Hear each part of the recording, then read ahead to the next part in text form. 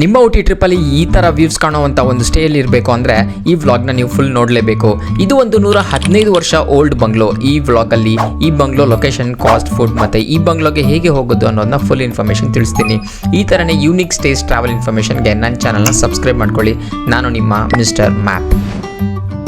Good morning ಎಲ್ಲರಿಗೂ. ಇವತ್ತು ನಾನು ಬಂದಿದ್ದೀನಿ ಊಟಿಗೆ.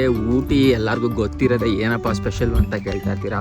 ಇವತ್ತು ನಾನು ಬಂದು ಸ್ಟೇ ಮಾಡಿರೋ place one of the beautiful place ನನಗೆ ಅನಿಸ್ತು. ಬಿಕಾಸ್ ನಾನು ಬಂದು ಸ್ಟೇ ಆಗಿರೋದು ಒನ್ ಆಫ್ ದಿ ಓಲ್ಡ್ ಬಂಗ್ಲೆ, ಅಂದರೆ 100+ ಇಯರ್ಸ್, ಆಲ್ಮೋಸ್ಟ್ 115 ಇಯರ್ಸ್ ಆಗಿದೆ. ಸೊ ಆ ಥರ ಬಂಗ್ಲೋಲ್ಲಿ ನಾನು ಬಂದು ಸ್ಟೇ ಮಾಡಿದ್ದೀನಿ. ತೋರಿಸ್ತೀನಿ ಹೆಂಗಿದೆ ಆ ಬಂಗ್ಲೋ ಅಂತ. ಆ್ಯಂಡ್ ಸುತ್ತಮುತ್ತ ನೋಡಿ ವ್ಯೂ ಯಾವ ಥರ ಕಾಣ್ತಿದೆ ಅಂತ. ಇದು ಬಂಗ್ಲೋನ ಒನ್ ಸೈಡ್ ಆಫ್ ವ್ಯೂ. ಇಲ್ಲಿ ಹಿಂದೆ ನೀವೇನು ನೋಡ್ತಾ ಇದ್ದೀರಾ, ಈ ನೀಲ್ಗಿರೀಸ್ ಮರಗಳು, ಇದು ಬಂದ್ಬಿಟ್ಟು ದೊಡ್ಡ ಬೆಟ್ಟ ಪೀಕ್ ಅಂತ. ಇಲ್ಲಿ ಹಿಂದ್ಗಡೆ ಬರೋ ದೊಡ್ಡ ಬೆಟ್ಟ ಪೀಕು. ಅದನ್ನು one of the tourist place in Ooty. And ಇಲ್ಲಿ ಈ ಥರ ಯಾವಾಗಲೂ ಫಾಗ್ ತುಂಬಿಕೊಂಡಿರುತ್ತೆ. ಆ್ಯಂಡ್ ನಾನು ಇವಾಗ ಡಿಸೆಂಬರ್ ಟೈಮಲ್ಲಿ ಬಂದಿದ್ದೀನಿ. ಸೊ ಇವಾಗ ತುಂಬ ಅಂದರೆ ತುಂಬ ಕೋಲ್ಡ್ ಇದೆ. ಆಲ್ಮೋಸ್ಟ್ ಆಲ್ ನಾವು ರಾತ್ರಿ ಡಿನ್ನರ್ ಮಾಡೋ ಟೈಮಲ್ಲಿ 16 ಡಿಗ್ರೀಸ್ ಆಗಿತ್ತು. ತುಂಬಾ ಎಕ್ಸ್ಟ್ರೀಮ್ ಕೋಲ್ಡು. ನಾನು ಬಂದಿದ್ದೀನಿ ಈ ಒಂದು ಎಕ್ಸ್ಟ್ರೀಮ್ ಕೋಲ್ಡ್ನ ಎಕ್ಸ್ಪೀರಿಯನ್ಸ್ ಮಾಡೋಕ್ಕೆ. ತುಂಬಾ ಚೆನ್ನಾಗಿದೆ. ಆ್ಯಂಡ್ ಇದು one side of view of bungalow. And ಇನ್ನೊಂದು ಸೈಡ್ ಆಫ್ ವ್ಯೂ ಕೂಡ ತೋರಿಸ್ತೀನಿ. ಸೊ ಇವಾಗ ಫಸ್ಟು ಬಂಗ್ಲೋ ನೋಡೋಣ. ಈ ಬಂಗ್ಲೋಗೆ ಬಂದರೆ ಈ ಥರ ನಿಮಗೆ ಕಾರ್ ಪಾರ್ಕಿಂಗ್ಗೆ ಜಾಗ ಸಿಗುತ್ತೆ. ಅಲ್ಲಿ ನನ್ನ ಬೀಸ್ಟ್ ನಿಂತಿದೆ.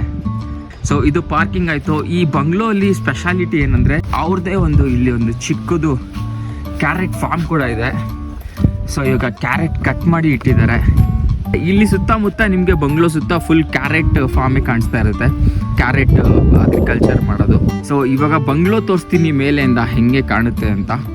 ಆಮೇಲೆ ಒಳಗಡೆ ಎಲ್ಲ ಯಾವ ಥರ ಇದೆ. ನೀವು ಇಲ್ಲಿ ಲಕ್ಸುರಿ ಅಂತ ಎಕ್ಸ್ಪೆಕ್ಟ್ ಮಾಡೋಕ್ಕಲ್ಲ, but neat, clean, hygiene and best food taste ಕೂಡ ತುಂಬಾ ಚೆನ್ನಾಗಿರುತ್ತೆ. ನೀವೇನು ಕೇಳ್ತೀರಾ ಅದನ್ನ ಮಾಡಿಕೊಡ್ತಾರೆ. ಇಲ್ಲಿ ನೋಡಿ, ಇದೇ ಅದು ಓಲ್ಡ್ ಬಂಗ್ಲೋ. ಈ ಕಡೆ ಇದು ದೊಡ್ಡ ಬೆಟ್ಟ ಪೀಕು. ನಾನು ಹೇಳ್ದಂಗೆ ಒನ್ ಸೈಡ್ ಆಫ್ ವ್ಯೂ ತೋರಿಸಿದೆ. ಅವಾಗ ಇನ್ನೊಂದು ಸೈಡ್ ಆಫ್ ವ್ಯೂ ತೋರಿಸ್ತೀನಿ ಬಂಗ್ಲೋದು. ನೋಡಿ, ಅಲ್ಲಿ ಕುತ್ಕೊಂಡ್ರೆ ಚೇರ್ ಹಾಕೊಂಡು ಅಲ್ಲಿಂದ ಕಾಣುತ್ತೆ full Ooty.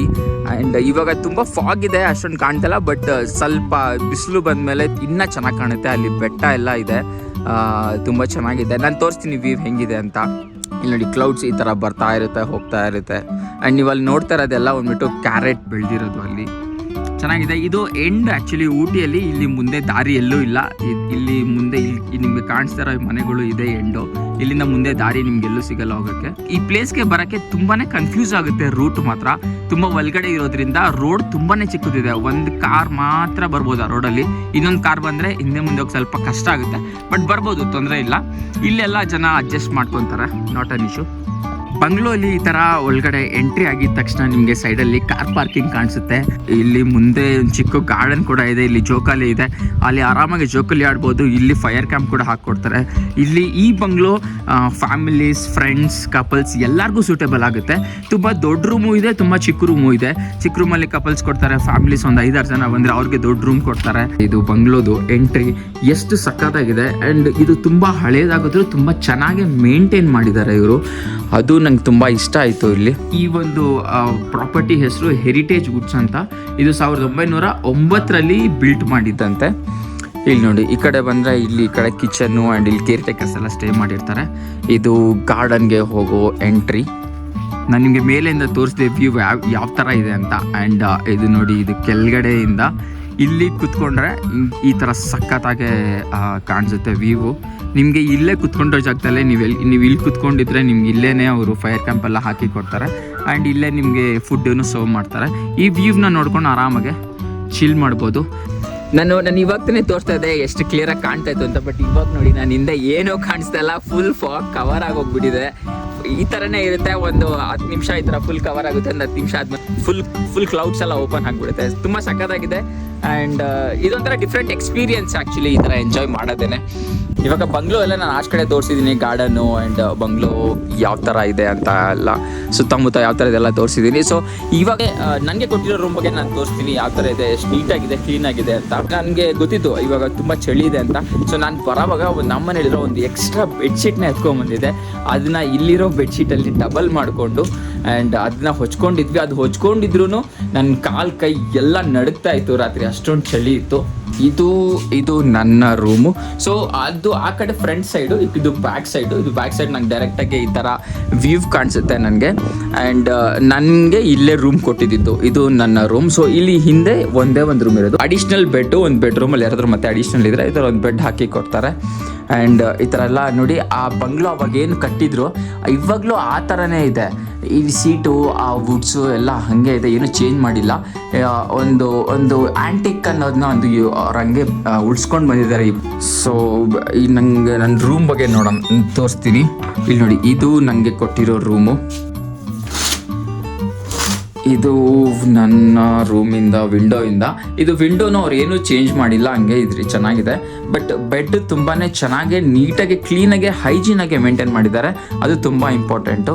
And rest room ತೋರಿಸ್ತೀನಿ ಎಷ್ಟು ದೊಡ್ಡದಿದೆ ಅಂತ. ಒಂದೊಂದು ರೂಮ್ಗೆ ಎಲ್ಲ ಒಳಗಡೆ ರೆಸ್ಟ್ ರೂಮ್ ಇರುತ್ತೆ. ಹಾಂ, ಇಲ್ಲಿ ನೋಡಿ, ಇದು ದೊಡ್ಡ ರೆಸ್ಟ್ ರೂಮು. ಆ್ಯಂಡ್ ಇಲ್ಲಿ ಗೀಸರ್ ಇರುತ್ತೆ. ಆ್ಯಂಡ್ ಯಾವಾಗಲೂ ನಿಮಗೆ ಸಿಂಕಲ್ಲಿ ಕೂಡ ಬಿಸಿನೀರು ಬರ್ತಾ ಇರುತ್ತೆ ಇಲ್ಲಿ. ಸೊ ಹೀಟ್ರು ನೀವು ಗೀಸರ್ ಆನ್ ಮಾಡಿಕೊಂಡ್ರೆ ಸಿಂಕಲ್ಲೂ ಬಿಸಿನೀರು ಬರುತ್ತೆ. ಆ್ಯಂಡ್ ಇಲ್ಲಿ ಕುಡಿಯೋಕ್ಕೂ ಕೂಡ ಬಿಸಿನೀರು ಕೊಡ್ತಾರೆ. ಈವ್ನಿಂಗ್ ಈ ಥರ ಕುತ್ಕೊಂಡು ಆರಾಮಾಗೆ ಬುಕ್ಸ್ ಎಲ್ಲ ಓದ್ಬೋದು. ಇಲ್ಲಿ ಪೀಸಾಗಿರುತ್ತೆ, ಗಲಾಟೆ ಅನ್ನೋದೇ ಇರಲ್ಲ, ಯಾರೂ ಡಿಸ್ಟರ್ಬೆನ್ಸು ಮಾಡಲ್ಲ. ಆ್ಯಂಡ್ ಇಲ್ಲಿ ನಾವು ಕುತ್ಕೊಂಡು ಇಲ್ಲಿ ಇವ್ರಿಗೆ ಕಾಫಿ ಎಲ್ಲ ಆರ್ಡರ್ ಮಾಡಿದ್ರೆ ಮಾಡಿ ಕೊಡ್ತಾರೆ. ಪಕೋಡ ಬಿಸಿ ಬಿಸಿ ಬೇಕಾದರೆ ಮಾಡಿ ಕೊಡ್ತಾರೆ. ತಿನ್ಕೊಂಡು ಕಾಫಿ ಕುಟ್ಕೊಂಡು ಈ ವ್ಯೂನ ಎಂಜಾಯ್ ಮಾಡ್ಕೊಂಡಿರ್ಬೋದು. ಅಲ್ಲಿ ಇರೋ ಗಾರ್ಡನ್ ಇರೋ ಫೈರ್ ಕ್ಯಾಂಪ್ ನಾನು ಹಾಕ್ಸ್ಕೊಂಡಿಲ್ಲ, ಬಿಕಾಸ್ ಈ ಚಳಿಗೆ ಆ ಫೈರ್ ತುಂಬ ಹೊತ್ತು ಇರಲ್ಲ, ಜಲ್ದಿ ಹೋಗ್ಬಿಡುತ್ತೆ. ಬಟ್ ಫೈರ್ ಕ್ಯಾಂಪಿಗೆ ಎಕ್ಸ್ಟ್ರಾ ಚಾರ್ಜಸ್ ಇರುತ್ತೆ. ಇಲ್ಲಿ ಅವರು ಕೇಳಿದ್ರೆ ಎಕ್ಸ್ಟ್ರಾ ಚಾರ್ಜಸ್ ಅಂತ ಹೇಳ್ತಾರೆ, ಬೇಕಾದರೆ ಹಾಕಿ ಕೊಡ್ತಾರೆ. ಸಮ್ಟೈಮ್ಸ್ ತುಂಬಾ ಲೈಕ್ ರಾತ್ರಿ ಚಳಿಯಲ್ಲೂ ಸ್ವಲ್ಪ ಲೈಟಾಗಿ ಮಳೆ ಎಲ್ಲ ಬೀಳೋ ಥರ ಆದರೆ ಬೆಂಕಿ ಹಾಕಿ ವೇಸ್ಟ್ ಆಗಿಬಿಡುತ್ತೆ. ಸೊ ಅದಕ್ಕೆ ನಾವೇನು ಮಾಡಿದ್ವಿ, ಅಲ್ಲಿ ಬಾರ್ಬಿಕ್ಯೂದು ಸ್ಟ್ಯಾಂಡ್ ಇತ್ತು. ಸೊ ಆ ಬಾರ್ಬಿಕ್ಯೂ ಸ್ಟ್ಯಾಂಡಲ್ಲಿ ನಾವು ಬೆಂಕಿ ಹಾಕ್ಸ್ಕೊಂಡ್ವಿ. ಸೊ ಇವಾಗ ಕಾಸ್ಟ್ ಬಗ್ಗೆ ಹೇಳ್ತೀನಿ ನಾನು.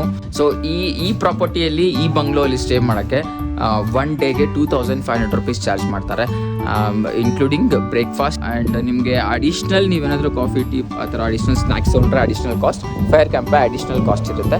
ಆ್ಯಂಡ್ ನಾನು ಇವ್ರದ್ದು ನಂಬರ್ ಡಿಸ್ಕ್ರಿಪ್ಷನಲ್ಲಿ ಹಾಕಿರ್ತೀನಿ. ಆ್ಯಂಡ್ ನಿಮಗೆ ಈ ಪ್ರಾಪರ್ಟಿ ಬಗ್ಗೆ ಏನಾದರೂ ಜಾಸ್ತಿ ಇನ್ಫಾರ್ಮೇಷನ್ ಬೇಕಾಗಿದ್ದರೆ ನೀವು ನನಗೆ ಇನ್ಸ್ಟಾಗ್ರಾಮಲ್ಲಿ DM ಮಾಡ್ಬೋದು. ಆ್ಯಂಡ್ ಇಲ್ಲಿಗೆ ಹೇಗೆ ರೀಚ್ ಆಗ್ಬೋದು, ಯಾವ ಥರ ಇದನ್ನ ಬುಕ್ ಮಾಡ್ಬೋದು ಅಂತೆಲ್ಲ ನನ್ನ ಇನ್ಫಾರ್ಮೇಷನ್ ಬೇಕಾಗಿದ್ದರೆ ನನ್ನ ಕಾಂಟ್ಯಾಕ್ಟ್ ಮಾಡ್ಬೋದು. ಸೊ ಈ ಊಟಿಯಲ್ಲಿ ಪ್ರಿಫರಬಲ್ ನೀವು ಸ್ಟೇ ಮಾಡೋಕ್ಕೆ, ಅಂದರೆ ಒಂದು ಪೀಸ್ಫುಲ್ ಟೈಮ್ನ ಸ್ಪೆಂಡ್ ಮಾಡೋಕ್ಕೆ ಈ ಪ್ರಾಪರ್ಟಿ ಕರೆಕ್ಟಾಗಿರುತ್ತೆ. ನೀವು ಊಟಿಯಲ್ಲಿ ಟೂರಿಸ್ಟ್ ಪ್ಲೇಸಸ್ ನೋಡೋಕ್ಕೆ ಬಂದಿದ್ದೀರಾ ಅಂದರೆ ಮತ್ತೆ ಸಿಟಿಯಿಂದ ಒಂದು 3 kilometers ಇದೆ. ಬಟ್ ನಿಮ್ಗೆ ಹೋಗೋಕ್ಕೆ ಬರೋಕ್ಕೆ ಸ್ವಲ್ಪ ಕಷ್ಟ ಆಗ್ಬೋದು, ಬಿಕಾಸ್ ರೋಡ್ ತುಂಬ ಚಿಕ್ಕದಿರೋದ್ರಿಂದ. ಇಲ್ಲಿ ಬಂದಮೇಲೆ ಇಲ್ಲೇ ಎಂಜಾಯ್ ಮಾಡಬೇಕು, ಮತ್ತು ಟೂರಿಸ್ಟ್ ಪ್ಲೇಸ್ಗೆ ಹೋಗ್ಬೋದು. ಸ್ವಲ್ಪ ಟೈಮ್ ಜಾಸ್ತಿ ನೀವು ಕೊಡಬೇಕಾಗುತ್ತೆ. ಆ್ಯಂಡ್ ಹೋಗಿ ಟೂರಿಸ್ಟ್ ಪ್ಲೇಸ್ನೆಲ್ಲ ನೋಡ್ಕೊಂಡು ಬರ್ಬೋದು. ಎಲ್ಲ ಹತ್ರನೇ ಇದೆ, ಜಾಸ್ತಿ ಏನೂ ದೂರ ಇಲ್ಲ. ಇಲ್ಲಿಂದ ಒಂದು 1/2 hour ನೀವು ಊಟಿ ಸಿಟಿಗೆ ಸೆಂಟ್ರಿಗೆ ಹೋಗ್ಬಿಟ್ಟು ಅಲ್ಲಿ ಎಲ್ಲ ಪ್ಲೇಸಸ್ನ ನೋಡ್ಬೋದು.